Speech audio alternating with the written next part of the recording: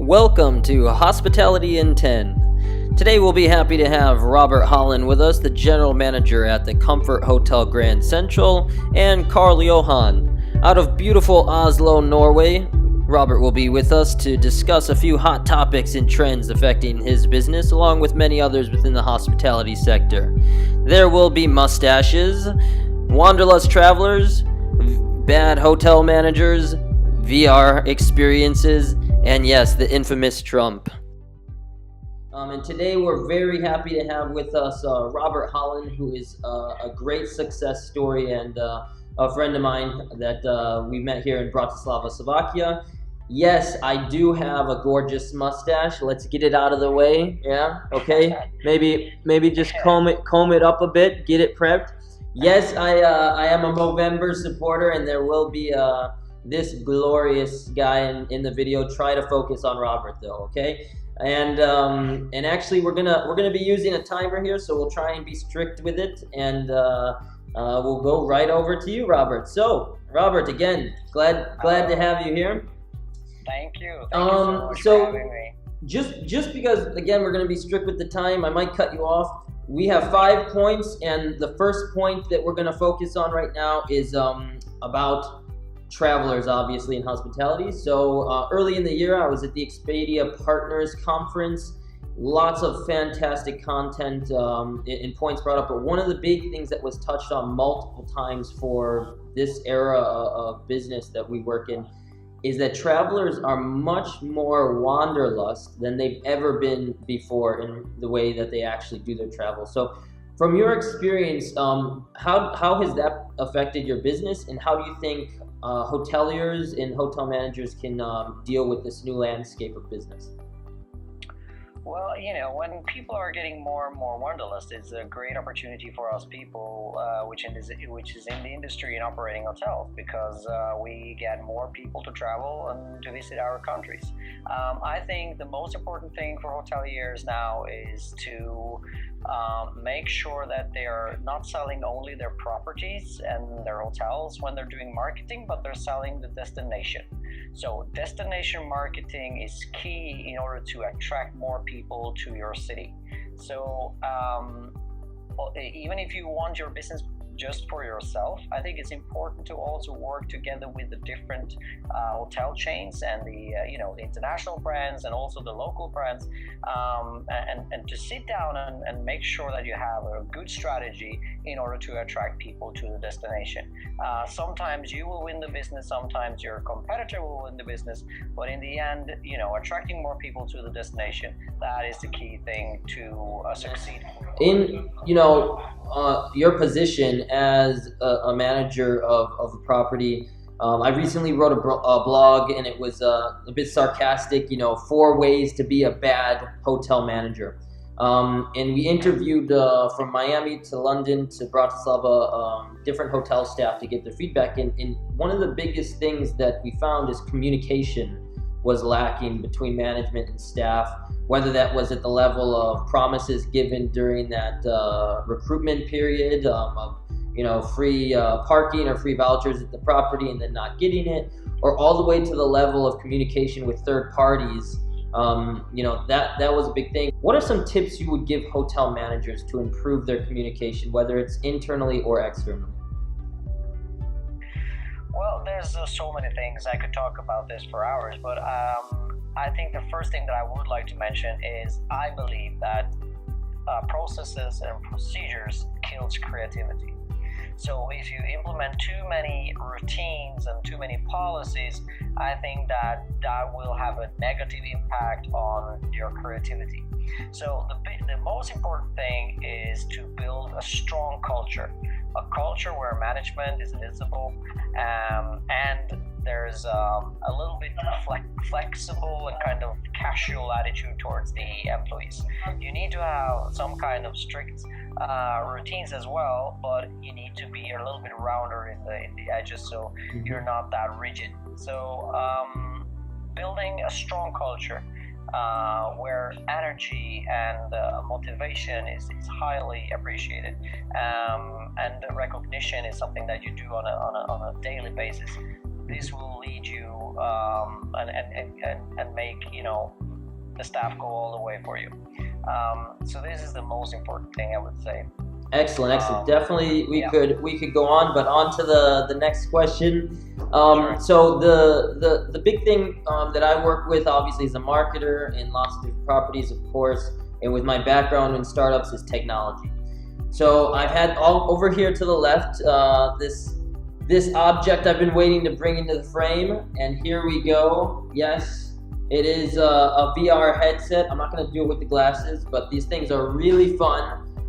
They've exploded in 2016. I foresee a huge traction with the overall population of techies and normal people getting their hands on these in 2017. How do you see technology like VR, augmented reality, 360 videos, stuff like that affecting your business as a hotel? So I think that the new technology is coming, and it will also impact us greatly. So instead of providing mini bars and all that old stuff, we should provide something cooler to our customers, because that's what they want. So the old TVs that's put up on the wall with this video on demand and old pay TV stuff, it's dinosaurs. Just kill them and move on. They want to stream their content from their mobile phones over to the monitors or the TVs on the room. This is what they want. They want to select what kind of rooms they want themselves. They don't want a receptionist to tell them which room they're going to stay in. This should be a feature where the guest can actually decide which room, which view, what kind of stuff he wants in the room. You should do that upon check-in. So, self check-in. I mean, hotels don't have self check-in. The airlines have done that for like several years. So we're so far behind on all of that, and the customer actually wants that. So we are taking major steps now to make sure that we are ready for the future, and technology will be just more and more important for us. Yeah, at the beginning of some technologies like the new iPhone, we had no buttons, big amazing things coming. Everyone was excited, but then we saw a big shift in technology because it was intrusive. We had all of this beeping and all of these things, and like you said, people want technology, but they want it in the right doses.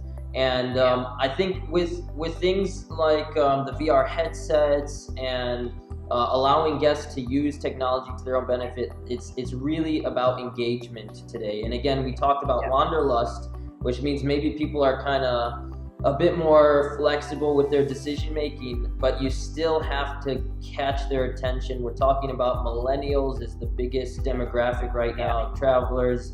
A lot of them can have short attention spans because of growing up with this technology. So I think all those points we touched on are really crucial for the success of any property. Yeah. And I just want to highlight one other thing, is that for some years back, the interaction with the guest started when he checked in. Today it starts already before he has even booked, and then during the booking process. All right, good. So on to the grand finale, the final point here. So I'm gonna actually give this one like 1 minute. But anyways, okay. And just because of the content, in America right now, there's the biggest circus of an election period ever in the history of man, I think, with Donald Trump and Hillary Clinton. There's been lots of hype around this globally, but really, regardless to who gets in there, I foresee the next 4 years being a delicate one, if that's one thing we could, a nice way to put it. How do you see, big influencers of economies and travel like Donald Trump affecting your business in Norway? It's an interesting question, and I think the scary thing is that we don't know. I think that Trump either if he will win or not. I think he will have a major impact on many markets. But I'm more concerned about, because as you say, it's a circus, and I think I don't want to take too much part of that. I think it's I think it's a big joke that he's even a candidate. But yeah. I think my main concern is that it's a bit unstable in Europe. Although we see great markets here in Norway, and the northern part of Europe is still doing very good and performing very well, but it's a little bit unstable. But I think the most important thing is how Putin and Erdogan will react on this presidency, and also their interest in Syria. The crisis in Syria will increase, and we need to see some improvement in that area. Yep. If not, I think that will highly impact many markets in the world. Most definitely, and we're looking for the positive signs. We have lots of interesting topics that we went through today. Robert, thank you very much for joining. Look forward to maybe bringing you back in a couple of months and see where things are at with Trump, or in or out. Yeah. But thanks again, Robert. It's been a pleasure, and until next time. Thanks. Bye.